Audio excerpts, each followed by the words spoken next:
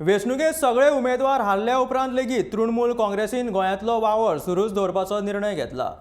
काम सुरू दवरपा खातीर पक्षान 3 वांगड्यांची समिती नेमल्या। सरचिटणीस अभिषेक बॅनर्जी हांणी ही म्हायती दिल्ली। अशोक तन्वर, सुष्मिता देव आणि सौरव चक्रवर्ती ह्या 3 वांगड्यांची वेंचणुकेच्या परिणामाचो नियाळ घेवपा खातीर समिती स्थापन केली।